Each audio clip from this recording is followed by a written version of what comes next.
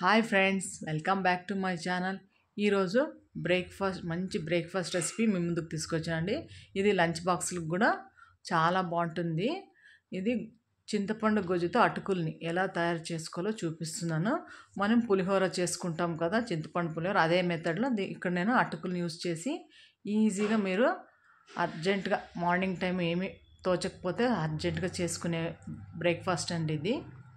ఇలా గట్టి అటుకులు తీసుకున్నాను. 2 సార్లు శుభ్రంగా కడిగి కొద్దిగా ఒక టీ గ్లాస్ అన్ని నీళ్లు పైన చిలకరించి మూత పెట్టేస్తే బాగా ఇలా పొడి పొడిగా నానిపోతాయండి. ఒక 10 నిమిషాలు వదిలిపెట్టండి, పక్కకు పెట్టేయండి. పక్కకు పెట్టి తర్వాత మనం దీన్ని రెడీ చేసేసే లోపల బాగా అయిపోతాయి. ఇక్కడ కడాయిలో ఆయిల్ వేసేసినాను. ఆయిల్ కూడా వేడెక్కి అందులో పల్లీలు వేసుకున్నాము. మీకు ఎంత కావాలని పల్లీలు కానీ జీడిపప్పు కానీ వేసుకోవచ్చు. ఇక్కడ పల్లీలు వేగినిచ్చి పక్కకు తీసి పెట్టుకునేస్తాము. బాగా వేయించుకోండి పల్లీల్ని. వేగినాయి కదా, పక్కకు తీసేసుకున్నాను. ఇప్పుడు అదే ఆయిల్లో శనగపప్పు, మినప్పప్పు, ఆవాలు, జీలకర్ర వేసేసుకున్నాము. ఇవి కూడా బాగా వేగనిద్దాము. శనగపప్పు అంతా గట్టిగా ఉంటుంది కదా, కొద్దిగా వేగితే తినేటప్పుడు బాగుంటుంది. అందులోకి కరివేపాకును కూడా ఇలా కట్ చేసి వేసుకోండి, బాగా ఉంటుంది వాసన.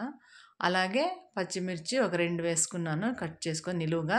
వద్దనుకుంటే తీసేసుకుంటారు పిల్లలు. చిన్నగా కట్ చేయొద్దండి, పెద్దగా కట్ చేసుకొని పొడవుగా. అలాగే ఒక చిన్న ఉల్లిపాయ ముక్కను కూడా సన్నగా కట్ చేసుకొని వేసుకుంటున్నాను ఆయిల్లో. ఇవన్నీ బాగా మగ్గనిద్దాము. ఉల్లిపాయ ఆప్షనల్ అండి, కావాలంటే వేసుకోవచ్చు, లేకపోతే ఉత్తి పోపు దినుసులు వేసుకొని మనం చింతపండు గుజ్జు వేసుకోవచ్చు. ఉల్లిపాయలు వేసినా కూడా చాలా బాగుంటుంది. మనం ప్రసాదం అలా చేసేటప్పుడు ఉల్లిపాయలు వేయకుండా చేసుకున్నా కూడా ప్రసాదానికి కూడా బాగుంటుంది. ఇది లంచ్ బాక్స్ మధ్యాహ్నం తినేటప్పుడు కూడా చింతపండు వేసి ఉంటాం కదా, పులుపుకి మధ్యాహ్నానికి ఇంకా బాగుంటుందండి. ఇక్కడ ఉల్లిపాయలు కూడా వేగిపోయినాయి కదా, కొద్దిగా ఇంగు వేస్తున్నాను, పసుపు, కారము, పచ్చిమిర్చి వేసాం కదా, ఇంకేం ఉప్పు, పసుపు, కారము, కొద్దిగా బెల్లం కంపల్సరీ వేయండి, కొద్దిగా వేయండి. అంతా ఉప్పు, కారం, పులుపు, ఏ ఐటెం పులుపు వచ్చేసినా కొద్దిగా బెల్లం వేస్తే ఆ టేస్టే వేరే ఉంటుంది. ఇప్పుడు చింతపండు నేను ముందుగానే వేడి నీటిలో వేసి బాగా కొంచెం వేడెక్కిన తర్వాత చింతపండు వేసి నానబెట్టేసాను. బాగా నానింది. ఇప్పుడు అందులోకి కొద్దిగా ధనియాల పొడి కూడా వేసుకోండి, కొద్దిగా ఎక్కువ అవసరం లేదు. ఉప్పు, కారం, పసుపు, ధనియాల పొడి, ఇది ఆవపిండి అండి. ఆవాలు, మెంతులు వేయించి పెట్టుకున్న పిండి. ఇది ఉంటే వేయండి, లేకపోయినా నడుస్తుంది. ఉంటే వేస్తే ఇంకా బాగుంటుంది.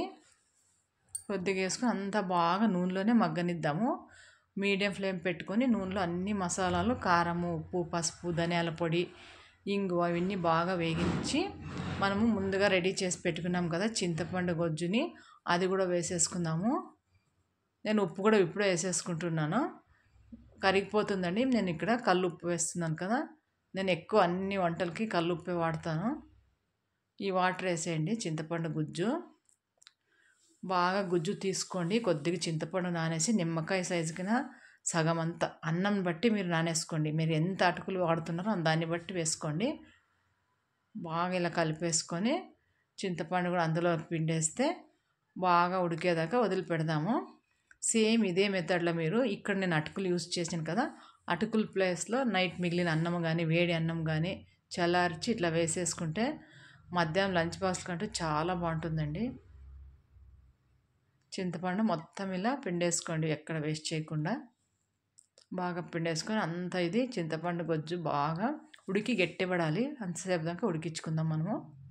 ఈ ఉప్పు, కారం, బెల్లం అంతా ఇందులో బాగా మెల్ట్ అయిపోవాలి. బాగా కరిగి చాలా టేస్ట్ ఉంటుందండి. ఒకసారి తప్పకుండా ట్రై చేయండి. పిల్లలకి చాలా ఇష్టపడి తింటారు. ఇందులో ఏమీ ఉండదు కాబట్టి, కారం ఏమి ఉండదు, బాగా మైల్డ్గా బాగుంటుంది. ఇప్పుడు గొజ్జంతా ఉడికిపోయింది కదా, మనము అటుకుల్ని అందులో వేసేసుకొని ఆ వాటర్, చింతపండు అంతా రసము అటుకులకు పట్టేలాగా బాగా కలుపుకోవాలి. ఇప్పుడు అంతా చూడండి, ఇలా పొడి పొడి ఉండాలి అటుకులు. మీరు ఎక్కువ నీళ్ళు వేసి నానబెట్టండి, గట్టి అటుకులు దొరుకుతాయి కదా, బాగా 2 సార్లు కడిగి ఒక చిన్న టీ గ్లాస్ అంతా నీళ్లు పైన చిమరికిచ్చి మూత పెట్టేస్తే ఇలా బాగా పొడి పొడి అయిపోతాయి ఆ వాటర్తో. ఇప్పుడు ఈ చింతపండు గొజ్జులోకి బాగా కలిపితే అంతా అటుకులు అబ్జర్వ్ చేసుకొని చాలా మధ్యాహ్నానికి ఇంకా బాగుంటుంది, లంచ్ బాక్సులకి చాలా బాగుంటుంది. మనం ఒక 10 నిమిషాలు మూత పెట్టేసి అలాగే పెట్టి తర్వాత తినాలండి, అవి వెంటనే తినకూడదు. 10 నిమిషాలకి బాగా అంతా ఇమురుకొని అటుకుల్లో అంత పులుపు కారం ఉప్పు పట్టేసి చాలా టేస్టీగా ఉంటుంది. తప్పకుండా ఒకసారి ట్రై చేయండి. నన్ను ఒకసారి ట్రై చేసి నాకు కామెంట్ చేయండి ఎలా వచ్చిందో. నా ఛానల్ ఇంకా సబ్స్క్రైబ్ చేసుకోకపోతే సబ్స్క్రైబ్ చేసుకోండి. మీరు సబ్స్క్రైబ్ చేసుకుంటే నాకు మోటివేషన్గా ఉంటుంది, నేను ఇంకా కొత్త కొత్త వీడియోస్ పెట్టడానికి అనుకూలంగా ఉంటుంది. నన్ను సపోర్ట్ చేయండి. ఇంతే అండి, అటుకులు గొజ్జు అటుకులు రెడీ అయిపోయింది. దీన్ని బాగా మూత పెట్టేసి 10 మినిట్స్ తర్వాత మనము భోంచేసుకుంటే బాగుంటుందండి. చాలా మంచి ఈజీ వంట అండి. ప్రతిరోజు ఇడ్లీ దోశ కన్నా ఒకరోజు ఇలా ట్రై చేసి చూడండి. లాస్ట్లో కొత్తిమీర వేసేసాను. ఇంకోసారి సిమ్లో పెట్టేసి కలిపి మూత పెట్టేసుకుందాము. బాగా పులుపు అంతా దీనికి పట్టేసి చాలా బాగుంటుంది. అటుకులతో ఇలా చేయకపోతే ఇలా ట్రై చేయండి. ఇంతే అండి, దీన్ని మూత పెట్టేసుకొని 10 నిమిషాల తర్వాత తినేయడమే.